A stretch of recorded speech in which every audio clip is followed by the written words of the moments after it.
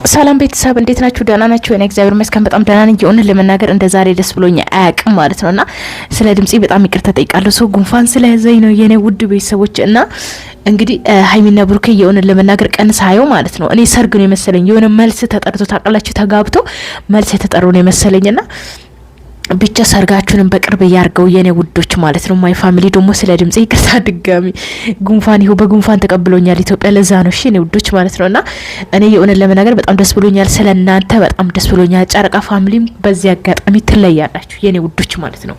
የሆነ ጨረቃ ፋሚሊ ትለያላችሁና ሰላሚናም ደግሞ ጨረቃዎች ሀይሚና ብሩኬን እንደዚህ ለማስደሰት ስላበቃሽ ደግሞ የኔ ውድ እግዚአብሔር ይባርክሽ፣ አንቺንም ጤናሽን ሙሉ ጤናሽን ይመልስ። እሺ የኔ ውድ ማለት ነው። የእውነት ለመናገር ያው ተከታመሽ ቆይታለች ታውቃላችሁና ጨረቃ ፋሚሊ አንዷ ነችና ሰላማዊት ናት ሰላሚና አው እና አፋውን ለሚጣፍጥ ታውቃታላችሁ አማርኛ የማትችለው ማለት ነው። ወይስ ለምናምን ዩቲዩብ ላይ ከሰማችኋት በጣም ነው አማርኛችን በጣም ነው ደስ የሚለውና ጨረቃ ፋሚሊ ሁላ ሲጣላ ደስ አይላትም እና ስለ ሀይሚና ስለ ብሩኬ መጥፎ ነገር ሲወራ ራሱ ደስ አይላትም። እየሮጠች ሄዳ ነው የምታቆማቸውና ብቻ ደስ የምትል ልጅ ናትና እሷንም በጸሎቷ አስቧት እሺ የኔ ውዶች ማለት ነው።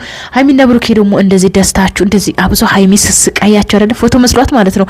ቤተሰብ አይታችሁት ከሆነ ፎቶ መስሏት እንትን እያለች ነበረ ጃኬቷን ይሄ የካባውን ኮሌት እያስተካከለች ነበር። ብሩኬን ወደ ላይ ያየች ፎቶ ለመነሳት እኮ ነው እሷ እያስተካከለች ነበረችውና በዛ ነው በጣም እየሳቀች ነበረ ቪዲዮ እንትን ብላ ማለት ነውና ብቻ እንደዚህ ፍንድቅ ብላችሁ ፋንዲሻ ስለሆናችሁ እኔ በጣም ደስ ብሎኛል። የእውነት ስለናንተ ደስ ብሎኛልና የእናንተን ክፉን አያሰማን። እንደዚህ እየሳቃችሁ እንደዚህ የሆናችሁ ለመምጣት ያብቃችሁ የኔ ውዶች። ሁሌ ደስታችሁ በቃ ሁሌ ፍቅራችሁ የተሟላ ይሁን። መሀላችሁ ላይ የሚገባ ሰይጣን ይበተን ማለት ነውና ሰው በጣም ደስ ብሎኛል የኔ ውዶች።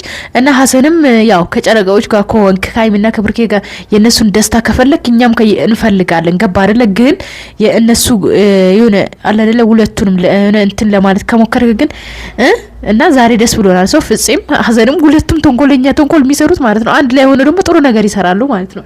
እና በጣም ደስ ብሎኛል ሰው እና የኔ ውድ ቤተሰቦች እናንተስ እንዴት ናችሁ? እኔ በጣም ደስ ብሎኛል። ሀይሚና ብሩኬ ተጋብተው ልጅ ወልዶ ለማየት ያብቃን ማለት ነውና እንደዚህ ደግሞ ካባ ለብሰው ደግሞ ለመልስ ለመሄድ ያብቃቸው ማለት ነው። የእውነት መልስ ነው የሚመስለው የዛሬ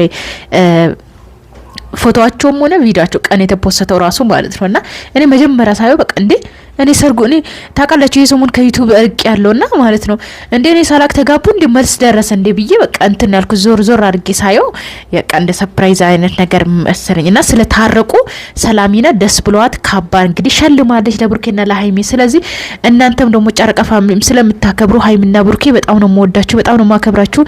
እግዚአብሔር ካለ ደግሞ በቅርብ እንገናኛለን እኔ ውዶች ማለት ነው ጨረቃዎች እና ሌላኛው ደግሞ የኔ ቤተሰቦቼ በጣም ወዳቸዋለሁ፣ በጣም አከብራቸዋለሁ። የእውነት ስጠፋ ለምንድነው የጠፋሽው እያላችሁ ቲክቶክ ላይ የምትጠይቁኝ እመጣለሁ እሺ የኔ ተናፋቂዎች። እኔና ያለናንተ አልችልምና አንደኛ ጉንፋን የሚስሞን ስለያዘኝ ነው።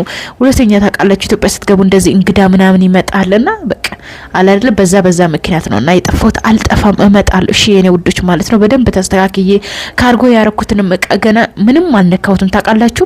በካርቶን ላይ ነው ራሱ ያለው ማለት ነው። የዛ ቀን እንግዲህ እግዚአብሔር ካለ ደግሞ አሳያችኋለሁ። ሰው ካርጎን አውጥቻለሁ የኔ ውዶችና እኔ በጣም ብዙ ነው ቀረጥ የከፈልኩት። ያው ብዙም ማለት ብቻ 10 እቃ ነው የኔ ታውቃላችሁ። 6 ካርቶን 2 ሻንጣ የልብስ ማሽን ነበረው እና ማሽኖች አንዳንድ ብዙ ነበሩ። ለዛ ነው ቀረጦ የበዛብኝ የኔ ማለት ነውና አጠቃላይ የከፈልኩት ወደ 90 ምናምን ሺህ ነው የከፈልኩት ማለት ነው ብዶቼ። እና ጉምሩክ እቃ ካርጎ ማለት በጣም ከባድ ነው። እኔ 2 ቀን ሙሉ ነው የለፋውበት ማለት ነው። እና እቃ ከሌላችሁ ኢትዮጵያ ትገዛላችሁ። ልብሳችሁን ብቻ ይዛችሁ ነው የያዛችሁትን ልብስ ብቻ ማለት ነውና የኔ ውዶች እና በተረፈ ወዳችኋለሁ፣ አከብራችኋለሁ። ሰላማችሁ ይብዛልኝ። እሺ ባይ